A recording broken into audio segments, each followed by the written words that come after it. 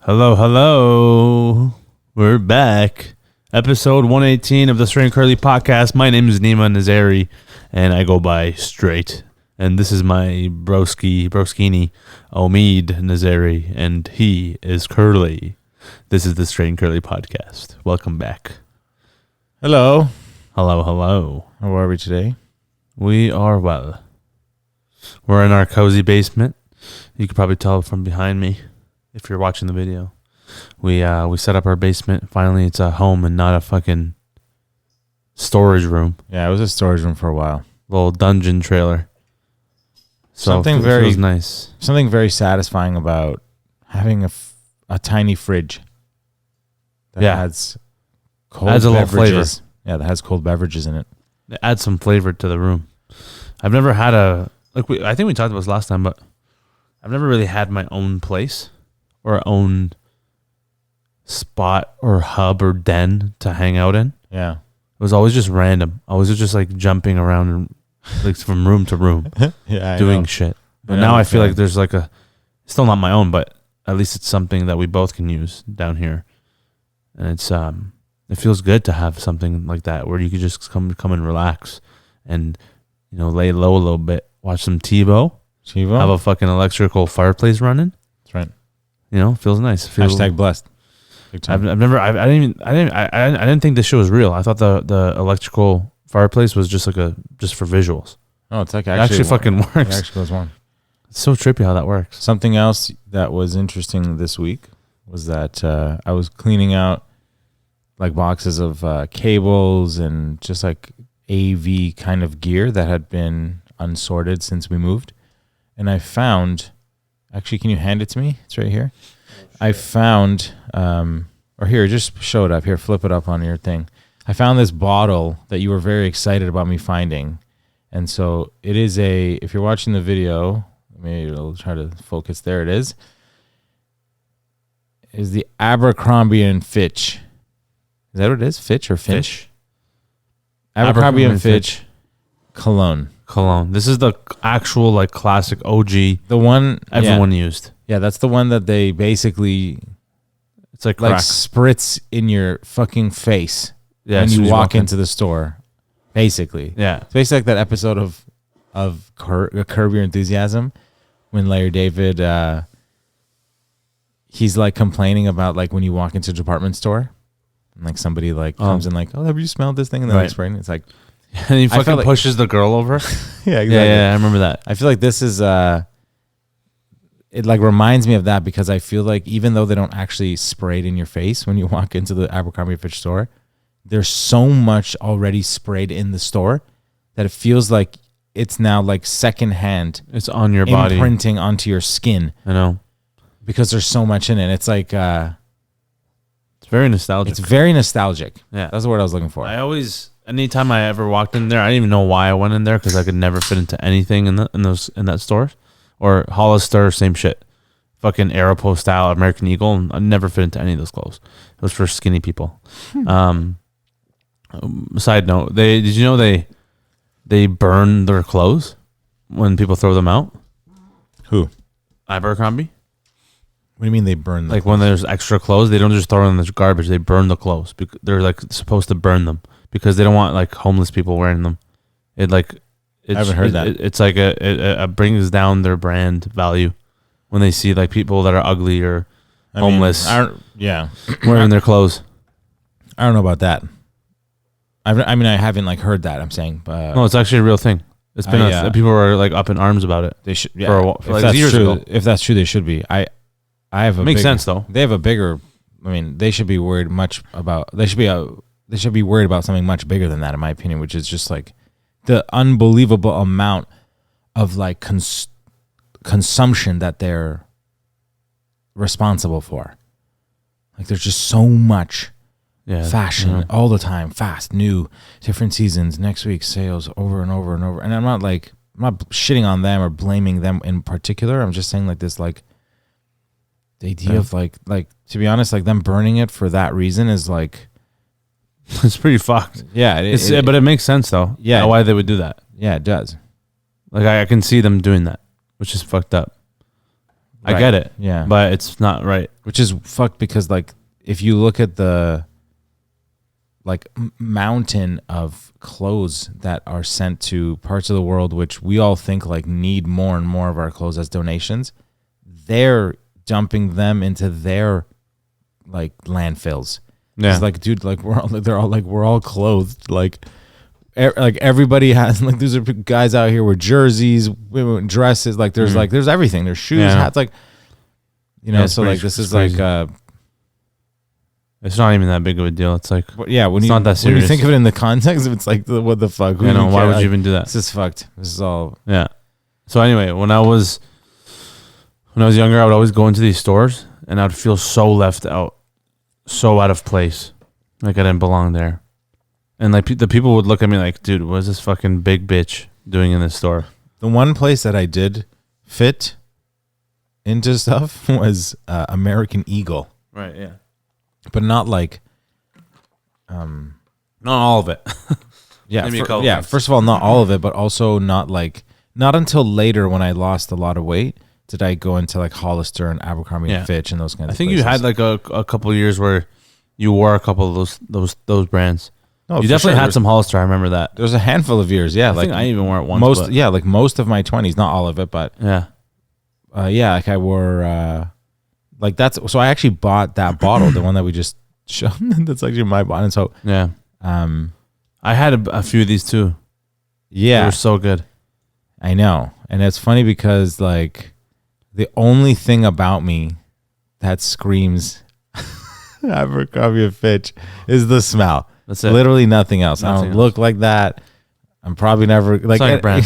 It's like off brand. It's off brand for me. It's like there's no way. No matter how fit you get, you just like I don't know. Abercrombie's just not for you. I feel like it's just for white people. It would, and I'm curious. I'm curious if like the opposite is also true. Of like, imagine if what's your guy's name? Tyler, the hockey buddy. Travis. Travis. Imagine if like that guy wore like Drakkar Noir. Never. You know what I'm saying? Like, it's kind of like exactly. There's that also aren't wearing Louis Vuitton. They're not never wearing Gucci and shit. Like it's all Dick's. And Dick's Sporting Goods. Yeah, it's like Dick's, fucking Oakley, Fox. Yeah, Fox and shit. Abercrombie, Hollister, Aeropostale, Aero, whatever. And then Gap, Guess, shit like that maybe. Yeah, wow. But I remember buying. I remember vividly when I was in high school. I remember for the first time I found out what girls like, and apparently they like to smell. So the next day or that weekend, I went to Eaton Center downtown. Wow! I remember when I went with a couple of my boys, and I was like, "Yo, I'm on a mission to buy this cologne," because I knew that was the hot thing at the time. That was very hot when I was grade 10. It was like Abercrombie was like the thing. But I was like, I can't fit into none of this shit. Wow! But I can smell like Abercrombie. That was my logic too. Yeah. Yeah, and literally I would go. I bought two of the large ones. So you just went full Persian. Yeah, I went full full Persian. That was actually the first. I think it was one of the first times I actually became the stereotype of being a Persian came true for me. Where I started to really wear cologne to school all the time, and I got into wearing colognes. Yeah. And like I in my mind, I was like, I'm buying a couple of large bottles of these just out of scarcity. Like, what if that's what I'm saying? Yeah, I have to have all of them for a long period of time, so I can always smell this good. And my thought was, if I smell this good, like girls are probably gonna be down to like hook up with me and shit. That was like literally, I was like, man, this is the thing that's gonna get me the girl, is Abercrombie and Fitch large bottle of cologne, and none of that actually worked. That I just doused all over my neck and everywhere, wrist and I mean, to be honest, like a lot of people would compliment me, like, "Oh man, you smell great." Yeah, of course. Yeah. Like a nice little ego boost, but that's as far as it went. Question is, were they ever lying to you? Just maybe. Nice. I don't know. I think about that a lot more since I started asking myself some questions in my life. It's like, how many times have people just like been, just like nice, lying out of their ass? Yeah, like for my benefit though, like my make you feel good. Yeah, or to not make me feel bad. Yeah. Yeah, for sure, man. Yeah. Plenty of times. Same with me, definitely. Like, do you 100%. I read a question somewhere that like asked, at the end of your life, or at some point, let's say throughout your life, would you ever want, like, if you could, right, like in an imaginary scenario where like a genie comes and says, all right, do you want to like be able to go back in your life and like watch or be like notice all, like we'll tell you, like I'll tell you all the points when somebody like lied to you or like was let you down gently or like I don't know, something like would you want to know that? Like, would you want to fundamentally? Cool. Would you want to know that information? Yeah, for sure. I think that'd be sick. Really, like when you think about it, like you would want to, like, you don't feel like every moment. No, like I don't know, as much as you want. Let's say I don't know. Just say scroll through the list of the things. Like Adam Sandler and click. Yeah. No, I don't know. Instead of fast forwarding, you have to like go back and like. I wouldn't fast forward, but I would go back. Fast forward is too trippy. Yeah, I don't want to know what happens. I hate knowing what happens and then not being. Yeah, I agree. I agree. Yeah, but if it already happened, I don't care. Like it'll be interesting to go back and be like, fuck, that's what happened, or like, damn, this is what that person was thinking at the time. I think that'll be pretty interesting. I think one day it will happen with Black Mirror. Like, it's definitely they know everything. Mirror. They're definitely it's predicting the future. That's gonna happen. Somebody said that in the future, and we're gonna be like, you're gonna. Like they'll be telling you like, okay, stay at home 15 days for like a climate change lockdown because of emissions or something, and go collect your bag of like insects, like cricket protein or some stupid shit, and like sit in your house. And like it was really interesting because like I'm obviously like laughing because like it is like it seems like it's so far out of the realm of the things that could happen that it's like almost like laughable. But then like a part of you kind of thinks to yourself like it's not out of reach. Right, like how out of reach is it? Like is it, and it's kind of scary to think like maybe this like Black Mirror shit, like it's definitely true, man.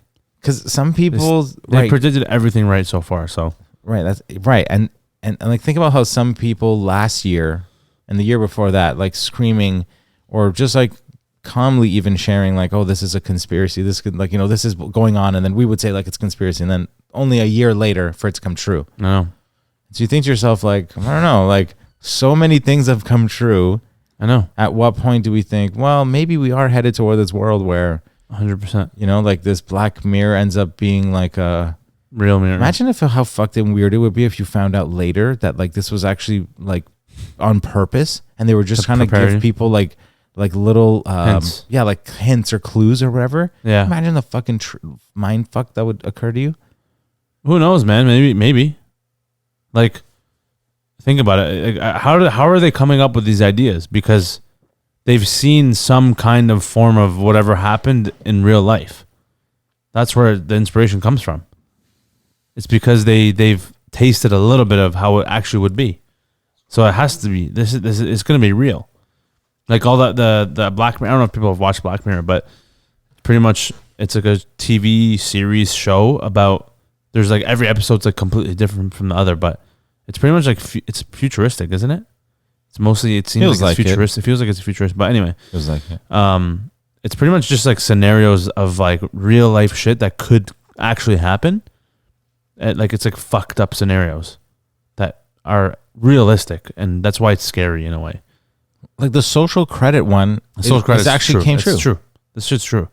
It's like not exactly that, but it's a version of that. It kind of is that, like, especially like when you look at the Chinese version, it's like it gets in the way of you being able to do certain things, exactly, like simple things, yeah, or like you have to wait longer. I know, little shit like that. It's fucked, Yeah, and even like the one episode that fucked me up was the people who got blackmailed into doing. Yeah, there's crazy. There's crazy.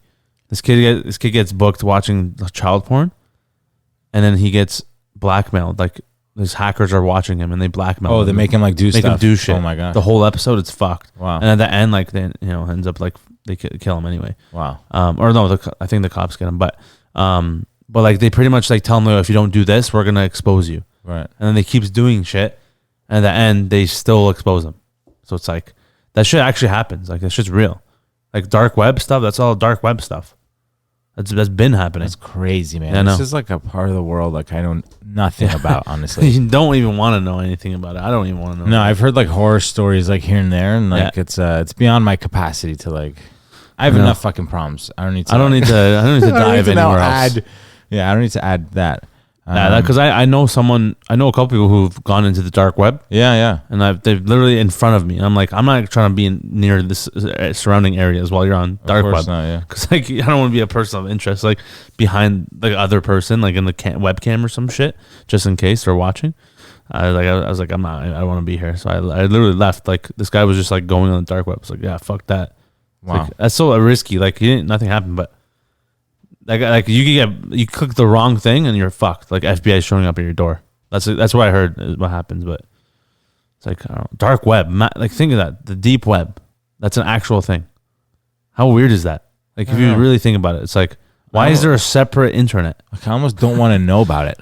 I know it's actually It's like I almost very sacred. I want to remain like blissfully ignorant. Yeah, that's what I'm saying. To be honest, it helps to be blissfully ignorant in times like these. Because, like, yeah, there's some really, truly dark shit on that dark web. It's crazy. Like, it's actually, like, I don't know. Do you know enough about it? No. There's so many things, like, I've looked into it, like, not actually on the dark web, but I've searched up what it is. And, like, it's pretty much, it's a hub for illegal shit to happen. Like a black market kind black market of like the people sell organs, human trafficking, child trafficking, animal trafficking, organ trafficking. There's like slavery. There's like actually like people like are selling slaves and shit. There's child porn. There's pedophile communities. Wow. Where they like talk about there's this kid's this and this and then like these kids are here. I'm like, how is this even happening? And then like they don't. No one even like I don't know. And then like there's like you can hire a hitman. You can hire hitmen on the dark web. I just don't understand how like it's fucked. How can people not see it? Like how do we not just like not let it happen? I don't know. It's like some next level like things on like your computer that you have to like download and stuff and like obviously I don't know. I'm sure like the police are watching this stuff. Yeah, because that's well obviously. I hope so. Yeah. But like they also at the same time they can't stop all of it because there's so much of it, which is the fucked part. It's one of the big problems. Is like it's all over the world too. There's so much information, just like in general out in the internet world, that's like hard to parse through any meaningful amount of it. I feel like it's like way out of our. No one could ever know or. There's so much shit we don't know. Like it's the dark web was actually like before the dark web. It was like there's sites that actually had stuff similar to that stuff on just like regular internet. It was like a site called eFucked. Oh my god! Yeah, there's actual like ISIS beheadings happening live. I just can't understand. That shit's on the dark web. There's live beheadings and live rapes. Like it's actually real, and like this it's just normal. So like that, no one like. You can't even like stop these people. There's so many. That's the worst part. I can't imagine like the mental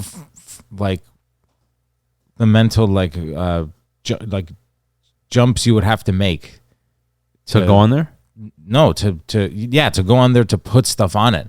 Yeah, like to put stuff like this. Like I can't even like. These guys are just like, like how could I? Come to like, okay, I'm gonna do this and I'm gonna broadcast it. I know. Yeah. Right? Like this is like I don't know. I'm not sure what this is. Like, is this like it seems like sadism? Like, yeah, it's you more get fucked off than that. at the pain of other people or something. Like that's deeper than that. Yeah. And like, there's money involved. Like it's maybe it's like one of those. It's kind of like one of those times when, like your blissful ignorance kind of pops and you're like, oh my god, like there's actually people in the world like. Being caged. 100%. Like mentally, physically, or otherwise. Like, yeah, definitely. They're just being controlled, but in some. I'm not saying it like. I'm not saying as if like I'm just discovering this. No, like, I know. But if you really think about it, sometimes. No, it's but it's that, and real. it's also like the amount of times like you don't think about it, right? And like you just become numb to it. Yeah. There's some. Yeah. When I remember, we talked about the Yeonmi Park episode of Joe Rogan, the North Korean like the girl who whatever, like that was out of the latest ones that really stuck with me. Like I really heavies, the girl with the heavies. Yeah, Andrew Schultz fucking. When I really think about that, like it's hard. It's hard to. I don't know. It's hard to like feel that bad about myself.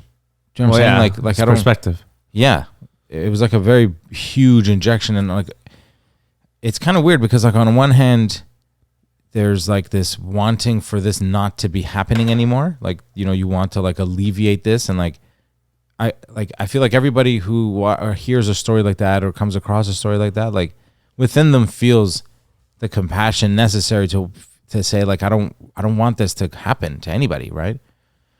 But then what I think happens, my hypothesis is like then you remember either all the other things that are going on in your life and in your world and whatever, or you get another headline, like whatever. You just almost very, yeah, exactly. And so you almost very quickly move on to the next thing. Meanwhile, in the span of a day, not just on the day that I listened to that episode and I was like, oh my God, like people in North Korea are like actually living through some version of the Holocaust, like, like in this day and age. I know, yeah. And like I'll see like a piece of content about like animals being hurt or kids being, I don't know. It's like, right, like so much sad shit. stuff. Right. And like you almost get this kind of like nihilism. I don't know if I'm using that even word correctly, but it's sort of like you feel like you can't get to the truth of anything. And you feel like nothing matters because there's everything is like, everything is fucked. And that's like you go from caring to like the next step being like, just gotta forget about it. When you realize like the enormity of the problem, you kind of get to this like fuck it point, and we're like, you don't know what to do, almost out of not knowing what to do or how to feel. You kind of get like lost. Yeah, I know. But you know what's happening, right? Like, but you can't. You're so disassociated from it because exactly. You can't connect with what's happening because it's too far out of your own realm to even fathom that it's real. You just have to disassociate. And like this is the part where sometimes when I've heard like feedback on Gary Vee, which I actually saw a video of today regarding this topic, interestingly enough, where he's very passionate, right? He's kind of out here, and he's talking about gratitude. I almost can't say it without saying it in his voice and like laughing. Gratitude. And he's talking about gratitude, and he goes like, but seriously, what is there to complain about to the point where it's derailing your whole life, your whole day? He's like, there are billions of people being like live under the poverty line, don't have access to fresh water, don't have access to early nutrition that would allow them to have a fruitful growth throughout like their stages in life. Like, I don't know. There's and to complain and to derail your own life from problems that some people would like. I'm reminded of something that somebody told me. There's people out there who would dream of having your worst day. Yeah, which is fucked. Yeah, that is. It's pretty heavy. I really let that sink in. Yeah, you know? You're like, man, this is there's a lot. Yeah, because they don't know any better than the worst of my day. I know. That's pretty crazy to think about. And like think about all the things that go through your mind of like inconveniences or like, which are nothing. Yeah. Minor inconveniences or annoyances or simple. Sometimes I get fucking pissed having to go back downstairs to get something when I was already downstairs. Yeah. It's like I don't want to go down. I'm already upstairs. I'm like, fuck, man. I gotta go back down. I know. Like 10 flights of stairs. Like I read a tweet a while ago that said there's people that for example, like if you go out somewhere and you go to a grocery store, you want to go shopping somewhere or any place that like you need to wear a mask, for example. Let's say you forget it. What's your first inclination? My answer to that was probably just buy another one. I didn't even have to really think about it, to be honest. It was very like, well, I would just go get another one. Like, especially if I'm far enough from my house that in my mind, I'm like, well, what is that? It like in my mind, I actually don't even know what it actually costs. Yeah. But I can't imagine it being a number that's so big that like it would change my opinion about going and shopping and doing whatever I was going to do. Right. But that's me, and that's you, and that's quite frankly quite a few people and a lot of people in this country, in this side of the world. But then there's those people who would go to the same place with the same condition and have no choice but to either go back and pick it up, hoping they didn't lose it or get it dirty, and they treat it like it's like so valuable because they have to. Because even if the mask is $10 bucks, 15, 25, whatever, it's an amount of money that's, you know, going to impact their like day in some sense. Mm-hmm. Yeah. If I have to spend money, $5 here, I might not be able to take a bus home, or I might not be able to eat this, or feed this person, or like, right? Like, yeah. I think from that standpoint, yeah. And then I think to myself, like, forget about even then to bring it back to Gary Vee. It's like, and then he's like, well, you're upset about what? Like the Wi-Fi is too slow. Yeah. Or like the Starbucks, the example he makes, like the Starbucks barista got like the milk wrong. Yeah, I know. Yeah, or order that's wrong true. Or something like that. So and true. It's like, what are we talking about, man? Like, I mean, there's a difference between. I'm so guilty of it myself. There's a difference between like complaining about something and actually being upset about an issue that you have to deal with. Mm-hmm. Like, I don't think it's right to just dismiss everything that goes bad in your life just because you don't have it as worse as other people. That's actually also bad to not acknowledge things that are bad. You know what I'm saying? Of course, that's like you have to still like go through the emotions of your own thing. Yeah, because that would be like, you know, somebody going through a breakup and someone saying, "Well, don't be so upset, bro." Like some people in North Korea or whatever, way worse. In some sense, like, okay, that's true. Like, I'm not being tortured, right? So yeah, in some sense, it's not. But the it's moment true, but it's not. It's truthful, but it's not the truth, and like you say. Exactly, and it's like you can't compare. I think the biggest mistake a lot of people make is they try to compare their pain. Yeah, I don't know if it's a weird competitive thing or it's just like it's actually I want to be heard more. Like I'm hurt more, so like I'm definitely the worst. You know, whatever the thing is, but yeah. I mean, if you got into a car accident and like you were fine, like you can be upset about that. You can be fucking, oh man, I was in a car accident, like I'm hurt, right? Of course. Not like I think you should experience everyone. Yeah, it's like I'm saying as yourself should be telling yourself this too, not just from other people. Like you yourself should tell yourself, like, because there's people who are like, whatever, like at least this didn't happen, or that's not helpful. I mean, it's not really helpful. Yeah, no, it's not. It's like, yeah, but you're in pain, and that's the problem. You gotta deal with it too. It takes away from like that person's like actual experience. It's like, man, I get it. There are people in the world that don't have water. Like shitty things are like grotesque things are happening everywhere. But to me, I'm still, I'm still experiencing the same emotion.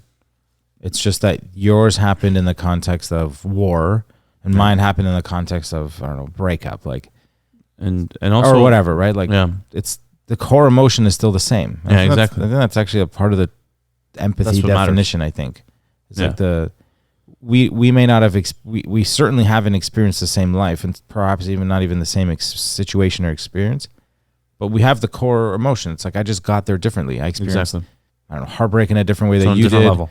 You experience happiness in a different way than like we can understand all of it, right? It's toxic to let other people, when other people tell you, man, why are you like, it's not well, it's not that bad. Like think about the thing people hear, or think about this happening to this person. I'm like, but I'm hurt now. Exactly. Yeah. It's like, what do you mean? Like, I think it's like, I don't know. It's kind of like a little bit manipulative, or like it's a little bit gaslighting. Like I just see those. Yeah, I see those examples as people. It's on you. Just pull back on. Yeah. Well, even honestly, like immigrant parents do that a lot.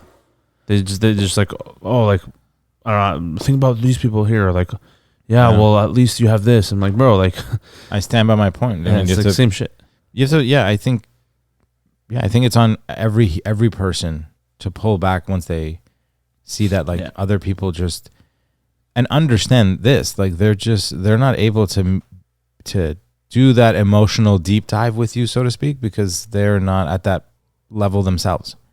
I know. They're showing you their capacity, and their capacity for whether they can or can't, or whether they're uninterested or whatever of like what you're saying or what you're going through. Either way, if they can't get to that point where they can sit with you while you're going through your experience and your pain or whatever, yeah, just understand that that's just, that's just where they're at.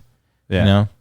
It's like, sure, I'm not debating whether they're like, because I've experienced this myself, and I've done this myself too. Like people who gaslight or what was the other term you used? Like manipulation. Yeah, like manipulation and stuff like that. Like I'm not even sure they know they're doing it.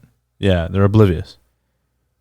Yeah, I don't think that any person is able to be evil in consciousness.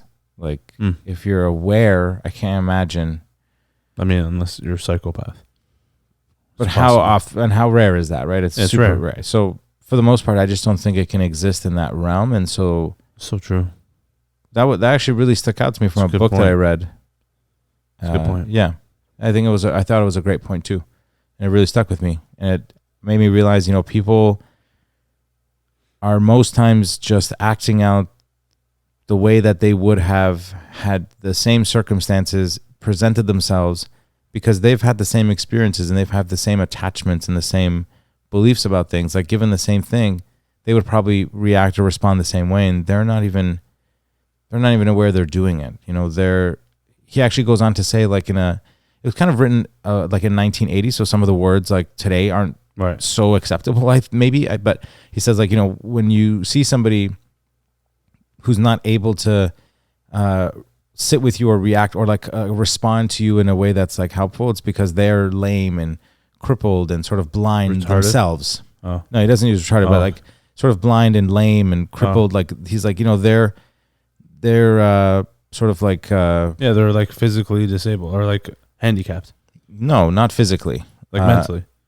Sure, like in some, he's just saying like from a character development point, like they're okay.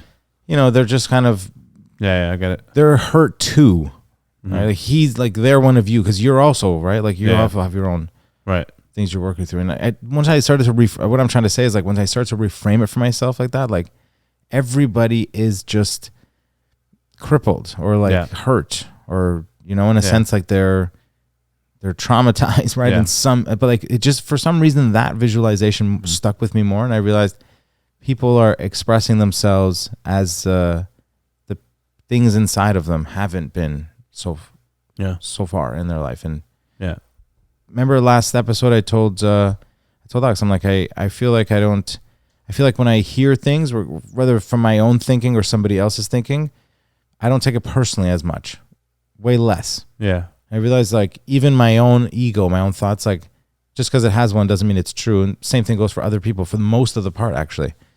And it's very freeing. As it should be. There's also, that reminds me of Drake. Jay-Z Drake.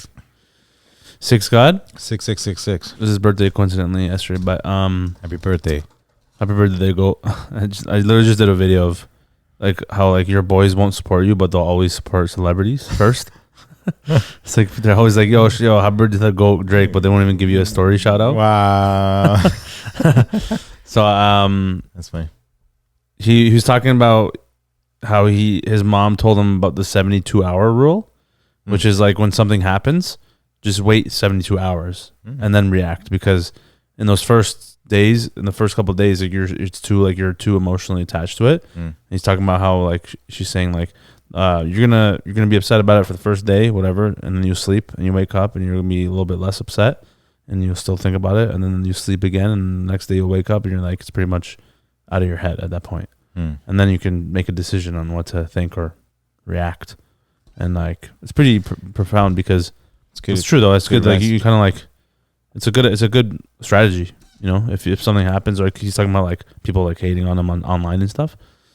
He's like, if you like, because you're too invested when you see it right away, then it means like it affected you right away. But if you respond after the fact, like 3 days or 4 days after, even if you do, everyone's already forgotten about it. There's always the next thing that happens. He's always like, after 72 hours, some other dumb shit has already happened. So it's like, you don't even need to respond. It's actually a good point. And so it's good perspective. That. I can use that too. Obviously, it's helpful for me as a creator to think about. 72-hour rules, I think it's pretty dope to implement into your life. I think this is where people can get from reacting to responding, which I've talked about before, I think. Yeah. Reaction to response time. Yeah, exactly. Just like increase the time between something happening, like a stimulus, to the time that you respond. And in that time, you jump over the react part. You just skip right over it. And like, let me pump the fucking brakes for a second. Yeah. You know? And I think it's the best way to do it. It's great, yeah. I think it's great that people are talking more and more about having sharper and more clearer mindsets, being able to understand like problems and things that at first are so seemingly important that they need to like think about it and obsess about it all day. Just like, wait, you know. Speaking of patience. Yeah, patience. Speaking of sharp mindset, I don't know about you, but I feel fucking sharp right now. You're just ripping that. My mind's on. I'm on one right now. You're on one? Yeah. Do you think Gary Vee would be would be proud of people who post content on the dark web? Like, I think that's heavily. Hey, but like they're making content. I think that's heavily overrated. That's massively overrated. That's massively overrated. That's pretty fucked, eh? People making content on dark web. It is. It's like they're making more content than fucking half the people on regular internet. Wow. Like, you guys are fucked, man. You gotta beat these motherfuckers, man. Speaking of content, TikTok has been going pretty great. TikTok? Yeah, since we got unblocked. Unbanned. Yeah, it's slowly but steady, man. It's still growing. It's good. I've gained almost 100,000. Wow. Since the last time since the time I got banned, which was like 2 months ago now. It's pretty fucking good. It's great. Thanks everybody. And I just hit 100K on Instagram, so thank you to everybody who supports on there. Yeah, it's been a fun journey. It's pretty fun. It's cool to take, even if it's a few minutes, just to sort of appreciate like the journey to this point. Because I could remind myself, you and the audience too, like there was a time when not too long ago when you were at 500 followers, and I remember that. I know. Yeah, legit. And like 50 YouTube subscribers. Like I was all your friends, legit. Me and like the 2 other accounts I had for like my exactly my alias and whatever. It's like like you were just like scrapping it together. And what's amazing is the sort of way that things happened and the people that came into the group and the team and the operation of like the content of Neema Naz has in a really good way maintained the essence of who you were and what you were doing, even at 500 followers. Yeah. And that's what I think is the most remarkable thing. Mm-hmm. The essence of just a kid who likes funny stuff, right? Filming videos and putting it on the internet. Mm-hmm. It's still that. Yeah. That's what I like the most about what's going on. It hasn't changed one bit. I've just gotten better. Yeah. And like more reps in, learn so many things along the way. Yeah. More comfortable on camera. Yeah, totally. Yeah. You just kind of understand better how to do videos. Angles, everything, lighting, stuff like that. I don't know. It's still annoying sometimes, but that's just like the nature of filming content. And it's great that you can just like sort of put all that aside and just film whatever you think is good. Yeah. Just do it, Yeah, it's great. Pretty crazy. And as I was actually thinking about it yesterday, I realized all the content I had before anything even happened. Like anytime before blowing up or having a following of any sort. Yeah. All the content before that. Right. Which is like so much shit. Like I was doing this from time. And all the vlogs too. There's vlogs. A lot of vlogs. I used to vlog of me, like even when I was big, I was at my biggest, I was vlogging. I totally remember. It's like all that footage is there still, So people can like look back on that anytime and be like, yeah, okay. It'll be good for the documentary one day.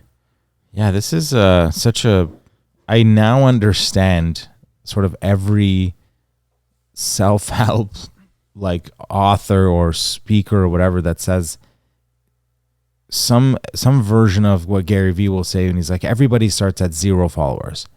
Yeah. And if you're not doing it because you like doing it, it will never matter. You'll never get to the part you are now, because the only difference between the most talented podcast host of all time and Joe Rogan is that he just kept going. Yeah, that's it. He was doing this 12 years ago when I didn't even know what the word podcast meant. I know, right? I didn't even care. I didn't give a fuck. As just a fun example, like legit. When I think of it from that standpoint, I'm like, all that happened was he just kept going. I know. If you look at some of the early episodes, which when I started to listen to I only discovered it this year, his podcast. I went and I saw some of the earlier stuff I was like, okay, I'm a fan. I'm very curious. Like, well, what was the beginning journey like? And you see some of the early episodes, and it's like complete dog shit, right? Like, yeah, of course. In comparison, yeah, I'm not shitting on it. I'm saying, in comparison to what it is now, it's like, of course, this is complete amateur hour, as it should be. But that's the part where people who are witnessing and they're able to go back and see the stuff in like hindsight. It's like, even for me, I'm saying this. It's like, how was it not more clear to you? You just have to keep going. Yeah. Nobody was good at the beginning. Everybody sucked. Like, you have to figure stuff out. Blah, blah, blah. Like, I couldn't. 100%. This is when I look back and I think, how did I go from one thing to another? It was because I wasn't thinking about doing it every day. I just thought about what it could look like. Oh, if I go to this school and do cooking, like maybe I can be like in this position or something, or be this celebrity chef. Right. Oh, I'm gonna do this thing because I want to be able to, I don't know, look like I have this lifestyle, or do that, like, yeah. And it's you're thinking too ahead, and you're thinking of the rewards rather than the actual process. Which brings me to my original point, which is the reason I think that it's gotten to the point that it has gotten to is because it's still just a guy with a camera. At the very basic of it, it's still that. Sure, there's more equipment, there's more characters, there's more like, of course, all those things. But the way that I see it is the essence of what's going on in the entirety of the reason any of this is happening is just because one guy thinks some things, observations in the world are funny, and he's putting his face in front of a camera, recording it, and then pressing share. Like, at some very basic level, that's what's still going on. And that's what I think is the reason it's continuing to go on. 100%. And it hasn't been about milestones and whatever, though we are stopping right now and like appreciating one, as we should. Throughout the way, it wasn't, and still continues to be not about that, because it's just another day. Just doing what I'm doing, man. Doing what you like to do. Yeah. Even when I hit 100K, I was like, it took me like not even a second to be like, oh, cool. And I was like, all right, well, gonna keep doing my thing. And that's the thing. I didn't like blow it up. Like, oh, take a photo shoot, have balloons, have 100K balloon photo shoot. Right. Like this, there's maybe some people celebrate in their own way, and that's great. And other people perhaps are doing this to posture and show things that they think are signals of signals of like status or something to other people. And I think it's great that when you come across like that moment, it's like very, again, to bring him up, it's very Gary Vee of like, I don't really hear the highs, I don't really hear the lows. Exactly. I don't diminish what's going on. I just appropriately respond to things as they should be responded to. Yeah. Sometimes, of course, a great reaction is warranted, good or bad. But most times, that's cool, because you know what? It's just the next thing. Yeah. A lot of the mistake I made with my own outlook in life was not with 100,000 followers, but with like $100,000. Thinking, once I make $100,000 a year, like I've made the whatever. Yeah. I'm like, the bad legend. Right, exactly. Or that's the ceiling. That's as high as it could go. It should go. Above that is I'm good crazy. Now. Who could own, and I can now see, looking back, how all the times when I just like limited myself, I was like, where did this idea come from? $100,000. Or somebody was like, what do you consider being forever rich? And you're like $1 million. When you're like, such not a lot. You just don't. Your frame of reference is just so. Yeah. It's just skewed. I know. Skewed. And like even with the 100K, the followers thing, like it's such a norm now for people to do these little like announcements at when they hit 100K, 250K, or 500K, or a million. That it's like in my head, even me, my own head, I'm like, should I post about it? Should I post about it? Or like, should I acknowledge or say thank you to people? Yeah, that part I really do like. Yeah. Like, I still think about it. I'm like, obviously, like, my decision quickly is like, no, I'm not going to fucking post about it. That's so cheesy. Like, I would never do a photo shoot or like, even like a thank you for 100K No, I just want to acknowledge it maybe. But I would do it on my story. Obviously, the story is fine, whatever. Like, just like, it's like very nonchalant though. Like, I don't want to make it a whole like thing, you know? It's just, it comes off as cheesy. Like, and that's why we said we love the podcast so much. Yeah, because it's an opportunity to like give context. And exactly. Because I love it. Obviously I would, man. Like I definitely. It's a great moment. Yeah, it's a sick moment. Like, man, like if you think about it, like this is 100K. I went from 0 to 100K. Yeah, in this matter of years. Like, technically only took me less than 3 years to get 100K on Instagram. Took me around 2 years to hit 250K on TikTok. TikTok. So. Definitely, man. I fucking love it. It's sick. It's so cool. Like the fact that Neema Naz, like I hit 100K on Instagram. Like that's sometimes I actually do have to step back and be like, whoa, that's actually pretty sick. Like it's awesome. But then again, like quickly you're like, all right, but like in the grand scheme of things, I'm not here to finish at 100K. I want to just keep going.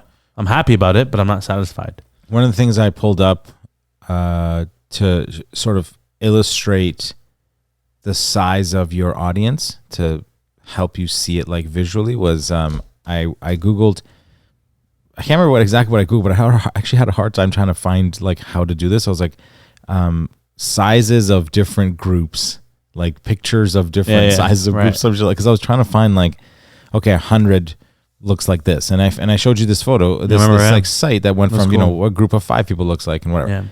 100, 1,000, and then 10,000, blah blah blah. And I was like, okay, when you get up to 20, 30, 40, 50, 60, blah blah, and you're like 100,000 people when you see it in a photo, and it's like a massive rally for like some football stadium, something like that, or it's like Obama's like rally speech, or like some crazy huge thing. And you're like, okay, man, that's if all those people were standing there in theory, and I was the one standing there, and this was a representation of like my audience, I would say thank you too, Mm-hmm. Yeah. So there is that piece of like gratitude, which is like deeply meaningful when you visualize it, particularly I think when you visualize it like that. Yeah, that's a big one. Yeah. And it's interesting that we have kind of gone to this world where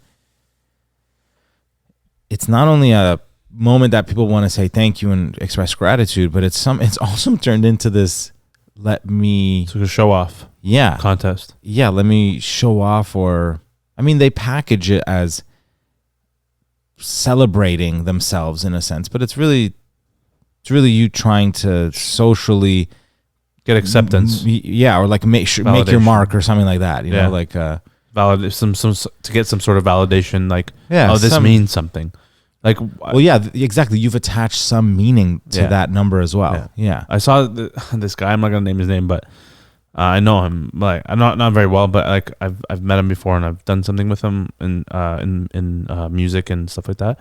And he got 1 million views on TikTok, and he did a whole post about it. And I'm like, he had the balloon, 1 million balloon. Yeah. I thought he hit 1 million subscribers or like followers. Okay, I'd be like, all right, I get it.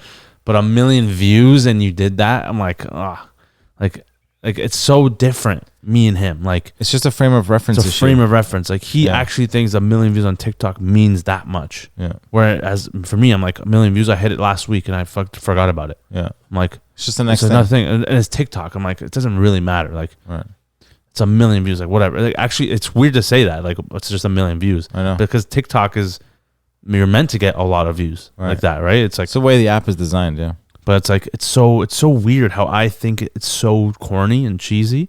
Seeing that, and the fact, but then you completely don't even see what I see. Like you think it actually really matters, and people are gonna like be like, "Oh, this guy's sick," and I don't hate the guy at all. I'm just saying, I get what you're saying. This is just two different thought processes between like someone like me and someone like that.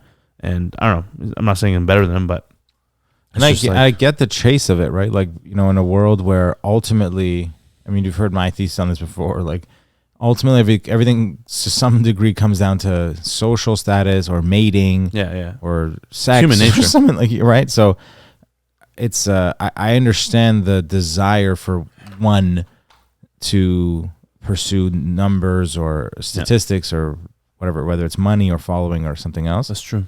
So I feel like this is just a different version of peacocking or something, like in some sense. And exactly. Listen, if first of all, you're gonna do quite a few people if you're just good at marketing yourself.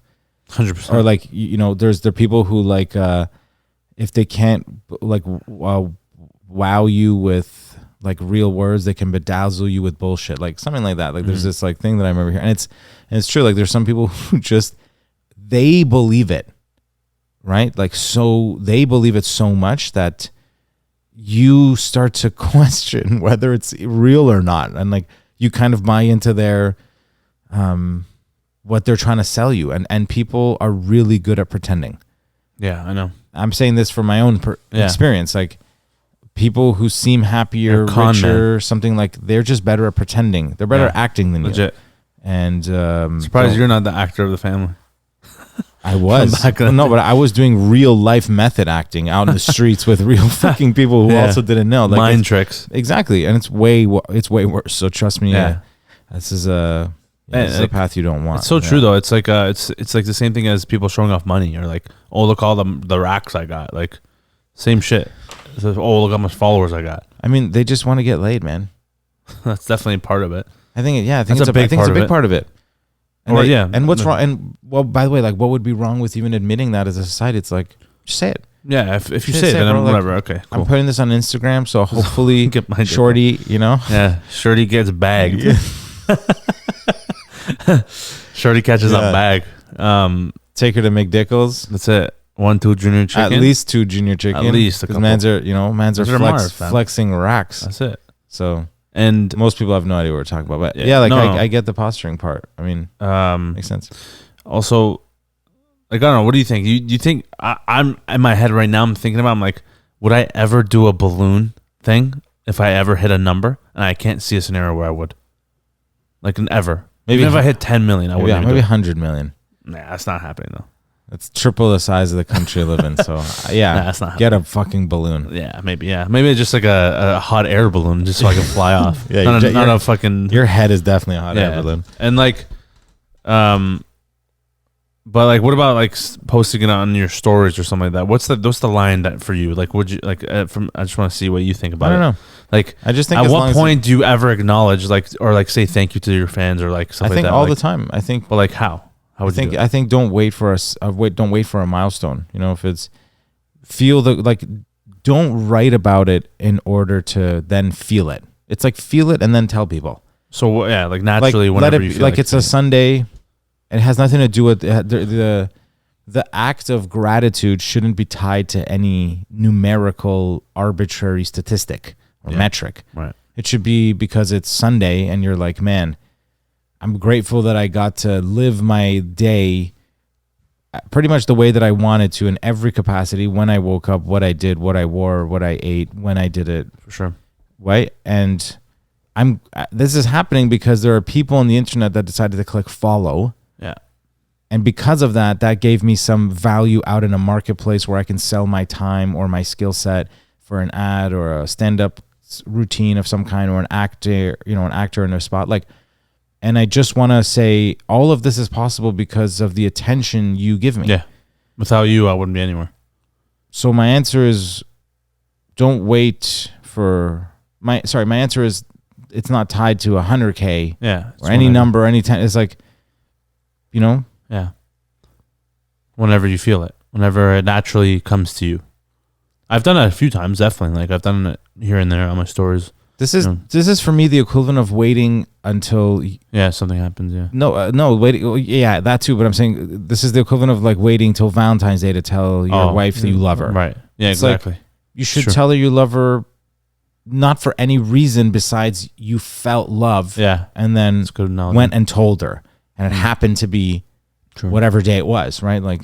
Yeah, that's a good analogy. Yeah, exactly. Yeah, it's a good way to put it. And with that, I'm going to do that again soon. And with that, you have episode 118 of the Straight and Curly podcast. Yeah.